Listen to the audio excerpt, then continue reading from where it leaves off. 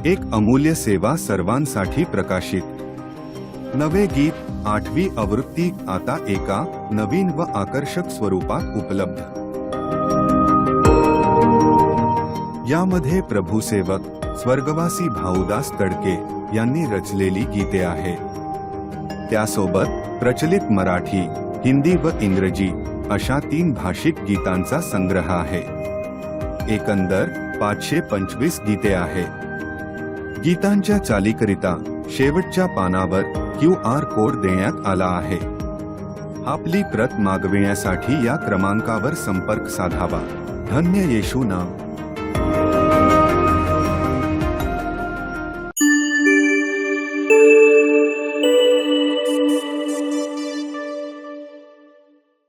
प्रभू येशू ख्रिस्ताच्या नावात जमलेल्या सर्व प्रियजनास प्रेमाचा सलाम.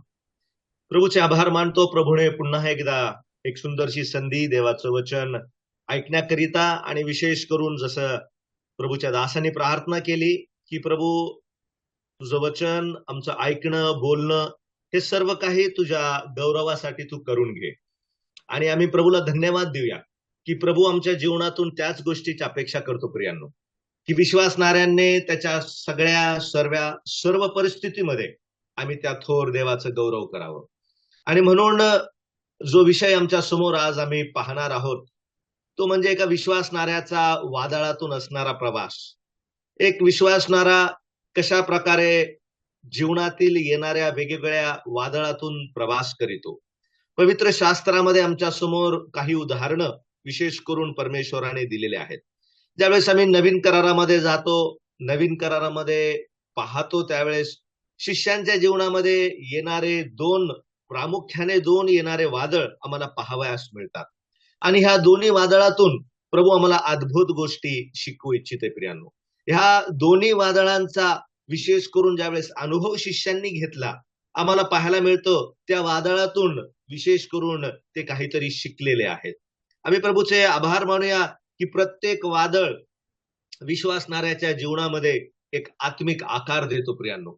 एवढंच नाही, प्रत्येक वादळ विश्वासणाऱ्याच्या जीवनामध्ये किंवा ज्यावेळेस विश्वासणारा त्या वादळामध्ये उतरतो, त्या परीक्षेमध्ये उतरतो, त्यावेळेस त्याचा पहिला अध्याय आणि त्याच्या 7व्या वचनामध्ये अशा प्रकारे आमच्या समोर स्पष्ट करीतो.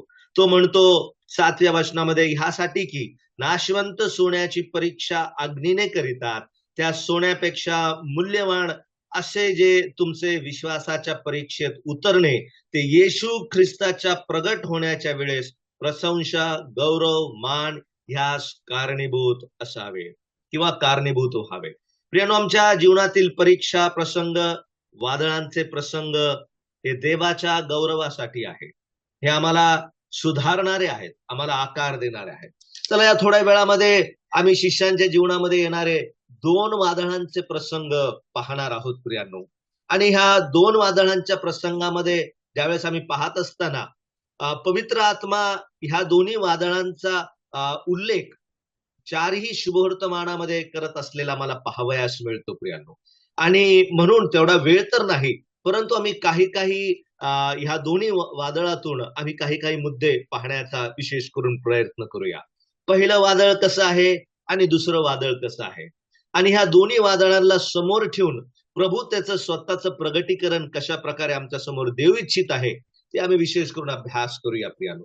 ज्यावेळेस पहिलं वादळ शिष्यांच्या जीवनामध्ये आलं त्याचा परिणाम काय झाला, ज्यावेळेस दुसरं वादळ शिष्यांच्या जीवनामध्ये आलं त्याचा परिणाम काय झाला, 4 गोष्टी पाहणार आहोत. वादळाचा प्रसंग शिष्यांच्या जीवनावर कशा प्रकारे आलेला आहे. दुसरा मुद्दा, वादळात प्रभू कशा प्रकारे त्यांना पाठवितो ते आम्ही पाहणार आहोत प्रियांनो. तिसरा मुद्दा, वादळाचा परिणाम शिष्यांच्या जीवनावर कशा प्रकारे झालेला आहे, तो तिसरा मुद्दा आम्ही पाहणार आहोत. चौथा मुद्दा, वादळाचा प्रभूने कशा प्रकारे पराभव केलेला आहे तो आम्ही पाहणार आहोत. या 4 मुद्द्यांना ह्या 2 वादळांच्या विशेष करून परिस्थितीमधून पाहण्याचा आम्ही अभ्यास करूया. आणि म्हणून आम्ही त्याकरिता पहिलं वादळ पाहण्याकरिता लुकाचं शुभवर्तमान त्याचा 8वा अध्याय आम्ही काढूया. लूक शुभवर्तमान याचा 8वा अध्याय आणि 8व्या अध्यायाच्या 22व्या वचनामध्ये आम्हाला पहिलं वादळ शिष्यांच्या जीवनामध्ये आलेलं पाहावयास मिळतं. तिथं शीर्षक दिलेलं आहे, येशू वादळ शांत करीतो. नंतर त्या दिवसात एकदा असे झाले की तो आपल्या शिष्यांसह मछव्यात गेला आणि आपण सरोवराच्या पलीकडे जाऊ असे त्यास म्हणाला. तेव्हा त्यांनी मछवा सोडला आणि ते त्या वादळामध्ये किंवा त्या समुद्रामध्ये निघून गेलेले आम्हाला पाहावयास मिळतो. ज्यावेळेस आम्ही मत्तई कृत वर्तमान काढतो आणि त्याचा 7वा अध्याय ह्या पहिल्या वादळाच्या संदर्भामध्ये ज्यावेळेस वाचतो, बघा बरं त्या ठिकाणी काय लिहिलेलं आहे. 8वा अध्याय मत्तईचं शुभवर्तमान 8वा अध्याय आणि त्याचे 23वे वचन.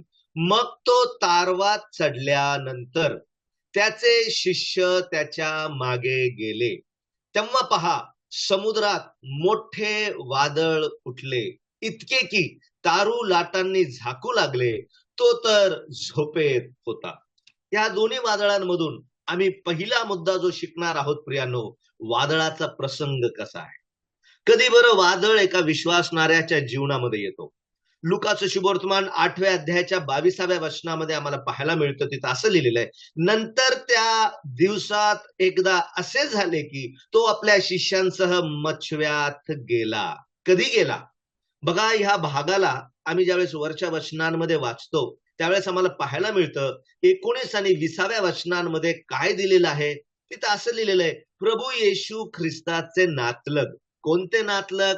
वास्तविक नातलग नाही, तर आत्मिक नातेवाईकांसंदर्भामध्ये या ठिकाणी दिलेलं आहे. आणि प्रभू विशेष करून म्हणतो त्या ठिकाणी 21व्या वचनांमध्ये तो असा म्हणतो, त्याने त्यास उत्तर दिले, हे जे देवाचे वचन ऐकणारे व पाळणारे तीच माझी आई आणि तोच माझा भाऊ. काय सुंदर नातेसंबंध प्रभू ह्या ठिकाणी प्रस्थापित करत आहे प्रियानो. पहिला मुद्दा, वादळाचा प्रसंग विश्वासणाऱ्याच्या जीवनामध्ये कधी येतो? सगळ्यात पहिला मुद्दा, ज्या वेळेस विश्वासणाऱ्यांचे संबंध प्रभू सोबत मजबूत होत जातात प्रियानो. ज्यावेळेस प्रभू विश्वासणाऱ्यांबद्दल खात्री देतो, ज्यावेळेस प्रभू विश्वासणाऱ्यांचं संबंध आणि नाते जगाच्या समोर उघडपणे ठेवतो प्रियानो. ज्यावेळेस ख्रिस्त जगाच्या सर्व नाते संबंधांना कशा प्रकारे गोष्टींना बाजूला ठेवून त्याच्या शिष्यांना, त्याच्या लोकांना जवळचा अधिकार देतो. आपले स्वतःची आई, स्वतःचा भाऊ, स्वतःची बहीण, ज्यावेळेस ह्याचा हुकूम किंवा आव्हान जगासमोर तो ठेवतो की हेच माझे नाते संबंध आहे, त्यावेळेस वादळ शिष्यांच्या जीवनामध्ये येतो प्रियानो. प्रभू आम्हाला शिकवत आहे, ज्यावेळेस प्रभू सोबत आमचे संबंध मजबूत होत जातात त्यावेळेस आमच्या जीवनामध्ये परीक्षा पाहण्यासाठी, आमच्या नाते संबंधांना हलवण्यासाठी शैतान येतो प्रियानो, वादळ घेऊन येत असतो प्रियानो. ज्यावेळेस ख्रिस्त आमच्या नाते संबंधांना जगासमोर ठेवतो, इतरांसमोर ठेवतो, तो येतो प्रियानो, वादळ येतं प्रियानो. पण घाबरून जायची या ठिकाणी काही गोष्ट नाही प्रियानो. आम्हाला जुन्या करारापासून अनुभव आहे. आम्ही अब्रामाच्या जीवनामध्ये पाहतो, ज्यावेळेस तो निघाला त्यावेळेस त्याचा वडील मरण पावला प्रियानो. आम्हाला पेत्राच्या जीवनामध्ये पाहायला मिळतं, ज्यावेळेस पेत्राने ख्रिस्ताबद्दल साक्ष दिली, आम्हाला पाहायला मिळतं की कशा प्रकारे त्या ठिकाणी सांगितलेलं आहे की पेत्रच असा होता की जो प्रभूला 3 वेळेस नाकारणारा आम्हाला पाहावयास मिळतो. म्हणून प्रियानो, ज्या वेळेस आमचे संबंध प्रभू सोबत मजबूत होत जातात त्यावेळेस आमच्या जीवनामध्ये आमची परीक्षा घेण्याकरिता वादळ येतात. ज्यावेळेस दावीद राजा प्रस्थापित झाला, आम्हाला पाहायला मिळतं राजा म्हणून ज्यावेळेस सर्व लोकांसमोर देवाने त्याला प्रगट केले, त्याला आम्हाला पाहायला मिळतं पहिले इतिहास याचा 21वा अध्याय त्याच्या पहिल्या वचनामध्ये असं सांगितलेलं आहे की इस्रायल लोकांची शिरगंती करण्यास शैतानाने त्याला प्रवृत्त केले. असं होतं प्रियांनो. म्हणून आम्ही काळजी घेऊया, आमच्या स्वतःच्या नातेसंबंधांना जपूया. देवासोबत असणारा माझा संबंध खूप महत्वाचा आहे. ह्याला तोडण्याकरिता, ह्याला अस्थिर करण्याकरिता, ह्याला विस्कळीत करण्याकरिता जीवनामध्ये वादळ येतात, जीवनामध्ये प्रसंग येतात प्रियानो. आम्ही पहिली गोष्ट पाहिली, वादळाचा प्रसंग. ज्यावेळेस संबंध मजबूत होतात प्रियानो, हे वादळ आमच्या जीवनामध्ये येतात. आम्ही दुसरी गोष्ट विशेष करून त्या ठिकाणी हाच शास्त्र भाग मत्तई ह्याच्या 8व्या अध्यायामध्ये आम्ही वाचला आणि त्याच्या 23 वचनामध्ये अशा प्रकारे आम्ही वाचलेलं आहे. तिथं असं सांगितलेलं आहे, मग तो तारवात चढल्यानंतर त्याचे शिष्य त्याच्या मागे गेले. कधी वादळाचा प्रसंग येईल प्रियानो, ज्यावेळेस शिष्य म्हणून आम्ही प्रभू येशू ख्रिस्ताच्या मागे जाण्याचा निर्णय करतो. आमचं समर्पण ज्यावेळेस खरं असतं प्रियानो, त्यावेळेस आमच्या जीवनामध्ये हा प्रसंग येईल, वादळ येतील प्रियानो. आम्हाला ठाऊक आहे, आम्ही सर्वजण ह्या वादळाच्या प्रसंगातून गेलेलो आहोत प्रियानो. ज्यावेळेस कोणी काही कमिट करतं, समर्पण करतं, हो प्रभू तुझ्या सेवेसाठी करल, हो प्रभू तुझ्या नावासाठी करल, तुझ्या मंडळीसाठी करल, तुझ्या साक्षीसाठी करल. ज्यावेळेस आम्ही बोलतो, शिष्य म्हणून ज्यावेळेस त्याच्या मागं आम्ही जातो प्रियानो, वादळाचे प्रसंग आमच्या जीवनामध्ये येतील प्रियानो. आम्ही तिसरी गोष्ट पाहतो, कधी बरं हा वादळाचा प्रसंग विश्वासणाऱ्याच्या जीवनामध्ये येतो, ज्यावेळेस आम्ही लुकाचं शुभवर्तमान याचा 8वा अध्याय आणि तिथं असं सांगितलेलं आहे ते 22व्या वचनामध्ये, आणि आपण सरोवराच्या पलीकडे जाऊ असे त्यास म्हणाले. तिसरी गोष्ट, कधी वादळाचा प्रसंग आमच्या जीवनामध्ये येतो, ज्यावेळेस प्रभू विश्वासणाऱ्यांना अभिवचन देतो प्रियांनो, मजबूत करतो. काय अभिवचन दिलेलं आहे या ठिकाणी? अभिवचन दिलेलं आहे, आम्ही पलीकडे जाऊ. किती सुंदर आहे प्रियांनो. प्रभूचे अभिवचन होय आणि आमेन आहेत प्रियांनो. प्रभूचे अभिवचन अगम्य आहेत, थोर आहेत, अद्भुत आहेत. ज्यावेळेस ख्रिस्त तो अभिवचन आमच्या जीवनामध्ये देतो प्रियांनो, वादळाचे प्रसंग आमची परीक्षा पाहण्याकरिता येतात प्रियांनो. आम्हाला काय अद्भुत आशीर्वाद दिलेले, इस्रायलाला पृथ्वीवरचे आशीर्वाद दिलेले आहेत प्रियांनो, परंतु प्रभू येशू ख्रिस्तामध्ये स्वर्गातील सर्व आध्यात्मिक आशीर्वाद देऊन त्यांनी आम्हाला आशीर्वादित केलेलं आहे. त्यांना आशीर्वाद दिलेला आहे, अभिवचन दिलेलं आहे, आपण पलीकडे जाऊ. काय सुंदर ते अभिवचन आहे. काय बरं ते अभिवचनांमध्ये आहे? त्या अभिवचनामध्ये आम्हाला संरक्षण आहे प्रियांनो. प्रभूला माहित होतं वादळ येणार आहे, परंतु प्रभू म्हणाला आम्ही पलीकडे जाऊ. कशाचं अभिवचन आहे? वादळामध्ये प्रभू आम्हाला संरक्षण देतो, वादळामध्ये प्रभू आमच्या सोबत राहतो. तिथं असं म्हणाला आपण पलीकडे जाऊ प्रियांनो. अजून काय त्या अभिवचनांमध्ये आहे? त्या अभिवचनामध्ये असं सांगितलेलं आहे की तो असं म्हणत आहे की तुम्ही पुढं हकारा, म्हणजे त्या ठिकाणी आज्ञा पालन आहे. अभिवचन पूर्ण करण्याकरिता शिष्यांनी आज्ञा पालन केलेलं आहे. त्यावेळेस वादळ जीवनामध्ये येतात प्रियांनो. आम्ही पहिलाच मुद्दा पाहत आहोत, वादळाचा प्रसंग कशा प्रकारे येतो प्रियांनो. चौथी गोष्ट, वादळ कधी बरं आमच्या जीवनामध्ये येतो प्रियांनो. फक्त ज्यावेळेस वादळ देतो, त्यावेळेस अभिवचन देतो एवढंच नाही. तिथं असं सांगितलेलं आहे, पलीकडे काय आहे? पलीकडे एक मोठी सेवा आहे.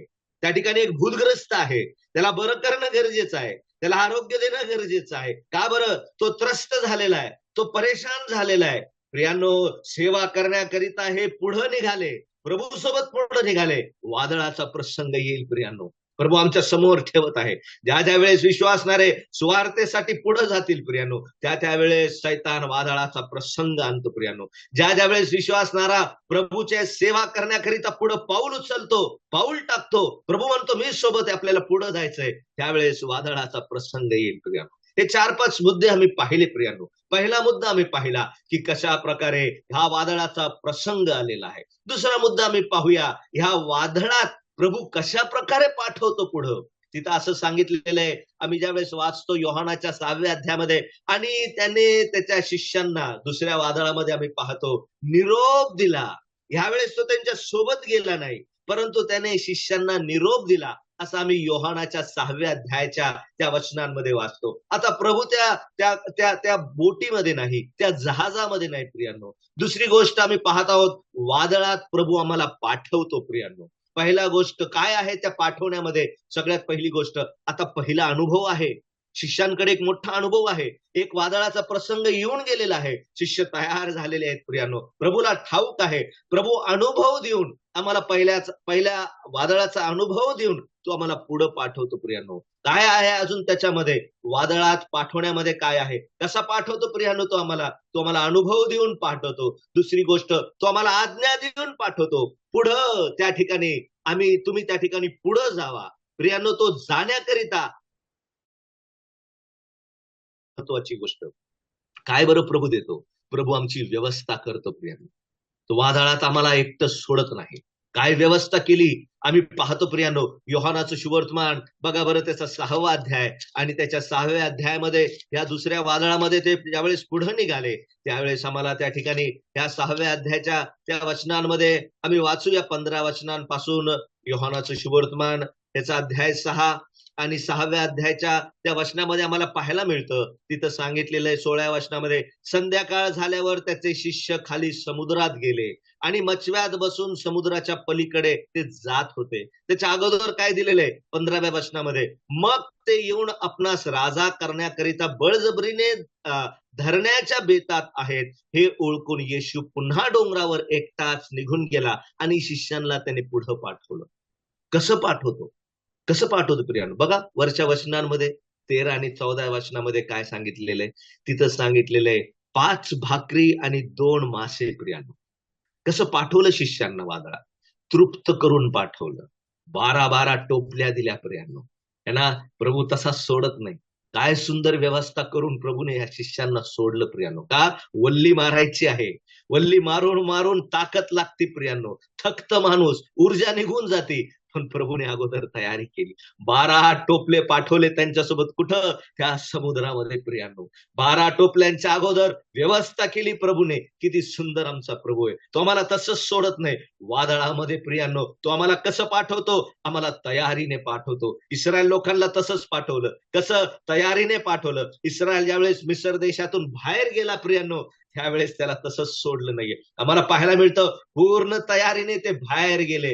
मिस्राला लुटलं असं सांगितलेले प्रियानो. आणि त्याने सर्व काही त्यांचं होतं त्यांना द्यायला सुरुवात केली. सोने नाणे काय असतील त्यांना दिलं प्रियानो. त्यांना रिकामं सोडलं नाही. त्यावेळेस पुढे गेले ते इस्रायल लोक आम्हाला पाहायला मिळतं. त्या ठिकाणी ते कुरकुर करू लागले. मारा या ठिकाणी आले. देवाने त्या ठिकाणी माराचं कडू पाणी गोड करून दिलं. त्या ठिकाणी एलिम ठिकाणी ते आले. 70 खजुरीचे झाड होते प्रियानो. त्यांना पाणी दिलं. खजुरीचे झाडातले त्यांना खजुरी दिले प्रियानो. आम्हाला पुढे पाहायला मिळतं 16व्या अध्यायामध्ये मान्ना दिला आणि 17व्या अध्यायामध्ये अमालेकांसोबत असणारं युद्ध, योशवाने केलेलं युद्ध आम्हाला पाहायला मिळतं. प्रभू कसा पाठवतो विश्वासणाऱ्याला वादळामध्ये? तयार करून पाठवतो. धष्टपुष्ट करतो प्रियानो. शस्त्र सामुग्री ख्रिस्ताची देऊन तो आम्हाला वादळामध्ये सोडतो प्रियानो. किती सुंदर आमचा प्रभू आहे. आम्ही 2 गोष्टी पाहिल्या. वादळाचा प्रसंग कसा येतो प्रियानो. आम्ही पाहतो प्रभू आम्हाला वादळामध्ये पाठवतो. व्यवस्था करून पाठवतो. तरतूद करून पाठवतो. जहाजाची व्यवस्था केली. शिष्यांची व्यवस्था केली. तिथं सांगितलं त्याने जहाज मागितलं. 6व्या अध्यायाच्या बघा त्या ठिकाणी दिलेलं आहे. जहाजामध्ये शिष्यांना एकत्र करून बसवलं. जगापासून वेगळं केलं. जगातील लोक प्रभूला राजा करत होते. त्या शिक्षणामध्ये त्यांना ठेवलं नाही. वेगळं केलं. जहाजामध्ये शिष्यांना एकत्र केलं. युनिटी दिली. ऐक्यता दिली. का बरं? वल्ली मारायची आहे. वादळाला तोंड द्यायचं आहे. म्हणून जगाच्या विचारांपासून त्यांना वेगळं केलं. जगाचे लोक त्याला राजा करण्याकरिता, त्याच्यापासून अपेक्षा करण्याकरिता त्याच्या मागे पडलेले आहेत. पण शिष्य त्यांना वेगळं केलेले प्रभूने. काय तयारी करून प्रभू विश्वासणाऱ्याला वादळात पाठवतो प्रियांनो. असा प्रभू कुठंच भेटणार नाही. म्हणून घाबरायचं नाही. विश्वासणाऱ्याचा वादळातून प्रवास. कदाचित कोणी आजारी असेल, दुःखाच्या परिस्थितीमध्ये असेल, कदाचित सेवेमध्ये त्रास होत असेल, मंडळीमध्ये त्रास असेल, बाहेर त्रास असेल, घाबरायचं नाही. का बरं घाबरायचं नाही? आम्ही आताच गीतामध्ये गायलं, आसवांना कळेना मोल माझ्या प्रभूचे. आमचा प्रभू आम्हाला सांभाळतो. प्रत्येक वादळाच्या प्रसंगामध्ये आमची तयारी करून तो आम्हाला पाठवतो प्रियांनो. तो थोर आहे. त्याबद्दल त्या प्रभूचे आभार आणि उपकार मानूया. आम्ही तिसरी गोष्ट पाहतो. वादळात परिणाम बघा. वादळाने काय केलं शिष्यांना? असं सांगितलेले आणि वारा तोंडचा होता. वारा तोंडचा होता. आणि जहाज लाट्यांनी काय करू लागले? हलू लागले असं सांगितले. याचा अर्थ काय? जे वादळ जहाजाला किनाऱ्यापर्यंत पोहोचवतात प्रियांनो, ते अनेक वेळेस आमच्या विरुद्ध उभा राहतात. जे जहाज कदाचित शिष्यांचं असेल, स्वतःच आहे, ज्या जहाजाने इतके चमत्कार प्रभूसाठी केले, ज्या जहाजामध्ये शिष्यांनी इतका प्रवास केला, ते लाटा ते जहाज हलू लागले प्रिया. अस्थिर करणारे जे आमच्या सोबत असतात ते आमच्या विरुद्ध उभं राहतात प्रिया. आम्हाला पाहायला मिळतं जे लाटा त्या मछव्याला घेऊन जातात समुद्राकडे, त्या लाटांनी त्यांना थांबवलं. उंच लाटा उभा राहिल्यात प्रिया. पण प्रभू किती सुंदर प्रकारे आम्हाला पाठवतो. ह्या वादळाचा प्रसंग बघा. ह्या वादळात पाठवणं बघा. या वादळाचा परिणाम बघा. हे आमच्या सगळे विरुद्ध उभं राहतात. ते घाबरले, ते भ्यालेत प्रियानो. प्रभू त्यांना म्हणाला, अल्पविश्वासी प्रियानो. पण प्रभूने त्यांना सांभाळलं प्रियानो. अनेक वेळेस आमच्या वादळाच्या प्रसंगामध्ये आमच्या बाजूचा असणारा आमच्या विरुद्ध उभा राहतो. आमच्या लाटा जे आम्हाला तिथं घेऊन जाणारे असतात, ज्यांच्यावर आम्ही विश्वास ठेवतो, भाव ठेवतो, ते आमच्या विरुद्ध उभं राहतात प्रियानो. आम्हाला जाऊ देत नाही प्रियानो. ज्या मच्छ्यावर आमचा विश्वास असतो तो कोलमडू लागतो, भरू लागतो प्रियानो पाण्याने प्रियानो. आमचे सगळे अनुभव व्यर्थ, शिष्य अनुभवाने भरलेले होते. काय अनुभव होता, कोळी होते, सगळं व्यर्थ आहे. वल्ली मारून मारून थकले प्रिया. चौथा आणि शेवटला मुद्दा काय बरं त्या ठिकाणी सांगितलेले, त्या ठिकाणी असं सांगितलेलं आहे प्रियानो, या वादळाचा प्रभू बघा कसा आहे, या वादळाचा पराभव या प्रभूने कसा केलेला आहे. त्या ठिकाणी आम्हाला पाहायला मिळतं त्या वचनांमध्ये, योहानाच्या शुभवर्तमानामध्ये तिथं असं सांगितलंय, आणि प्रभू प्रार्थना करावयास निघून गेला. प्रियानो, प्रभू आमच्यासाठी मध्यस्थी करतो ज्यावेळेस आम्ही वादळात असतो. वादळामध्ये प्रभू आमच्यासाठी उभं राहतो. आम्ही प्रभूचे आभार मानूया. एवढा वेळ नाही तर भरपूर गोष्टी पाहिल्या असतात. तुम्ही याचा अभ्यास करा. तो पोहोचतो प्रियानो. कसा पोहोचला? ज्या वादळ आमच्या विरुद्ध उभं होतं, त्या वादळाला आमच्या सोबत घेऊन आला पुन्हा, आणि त्यालाच आमच्या सोबत करून तो किनाऱ्यावर घेऊन जातो प्रिया. तो पोहोचतो प्रियानो. कसा पोहोचला? त्याची वाट बघा. अशी वाट आहे जी जगाच्या दृष्टिकोनातून अशक्य वाट, अशक्य वेळ. कोणच्या? चौथ्या प्रहरी आला, अशा वेळेला येतो प्रियानो. अशक्य असणारी वाट प्रियानो, अशक्य असणारा वेळ प्रियानो, त्याच्यावर तो चालून येतो. त्या वेळी तो येतो प्रियानो. आम्ही प्रभूचे आभार मानूया. तो प्रार्थना करतो, तो पाहतो. त्यांनी दुरून त्यांना वल्ली मारताना पाहिलं. तो त्या ठिकाणी आला, त्याने वादळ शांत केले. आणि म्हणून स्तोत्र 107 मध्ये प्रभू म्हणतो, तो वादळ शमवितो, लाटा शांत होतात, त्या हर्षित होऊन ते किनारी पोहोचतात प्रियानो.